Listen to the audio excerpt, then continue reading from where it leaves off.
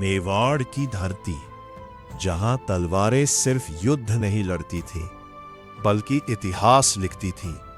और उसी इतिहास में एक ऐसा नाम दब गया जिसका जिक्र बहुत कम होता है, लेकिन अगर वो जिंदा रहता तो शायद बाबर कभी राजस्थान की तरफ आंख उठाकर भी नहीं देख पाता। वो नाम था राणा पृथ्वीराज सिसोदिया। हाँ, वही राणा पृथ्वीराज जो राणा सांगा का बड़ा भाई था। कहा जाता है कि पृथ्वीराज बचपन से ही असाधारण योद्धा था। उसकी तलवार की रफ्तार इतनी तेज थी कि दुश्मन संभल भी नहीं पाता था। मेवाड़ के सैनिक उसे भविष्य का सबसे शक्तिशाली राजा मानते थे, लेकिन मेवाड़ की गद्दी सिर्फ ताकत से नहीं मिलती थी। राजघरानों की राजनीति अक्सर खून मांगती थी। एक दिन राज परिवार में भविष्यवाणी हुई कि मेवाड़ का अगला राजा संग्राम सिंह बनेगा, यानी वही जिसे दुनिया बाद में राणा सांगा के नाम से जानती है। यह सुनते ही भाइयों के बीच संघर्ष शुरू हो गया। इतिहासकारों के अनुसार इसी संघर्ष में पृथ्वीराज और सांगा आमने सामने आए और उसी दौरान सांगा की एक आंख चली गई। सोचो, जिस योद्धा ने आगे चलकर बाबर जैसे आक्रमणकारी को चुनौती दी, वो अपने ही बड़े भाई से हार चुका था।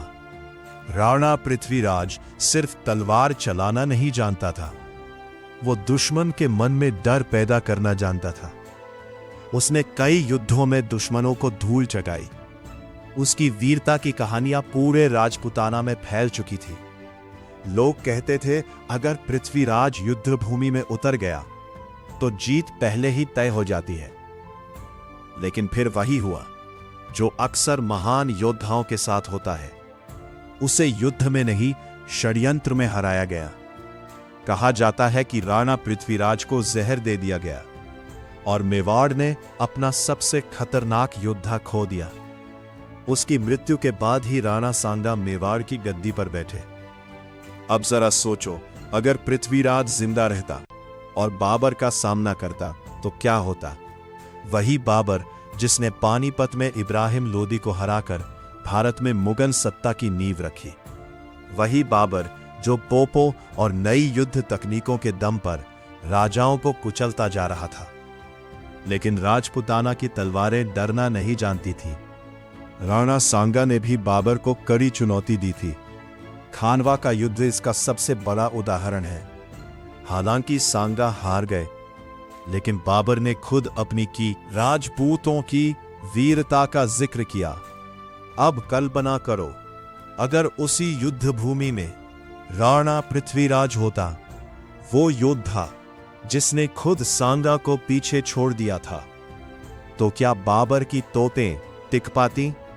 क्या मुगल सेना राजपूतों के उस प्रचंड आक्रमण को रोक पाती? क्या इतिहास बदल जाता?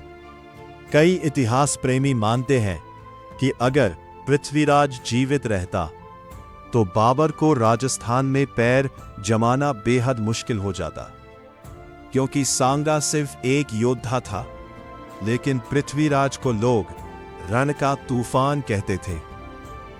इतिहास में कुछ नाम किताबों में बड़े अक्षरों में लिखे जाते हैं और कुछ नाम समय की धूल में दब जाते हैं। राणा पृथ्वीराज उन्हीं भूले हुए शेरों में से एक था, जिसकी कहानी आज भी ये सवाल छोड़ जाती है, अगर वो जिंदा होता तो क्या भारत का इतिहास अलग होता?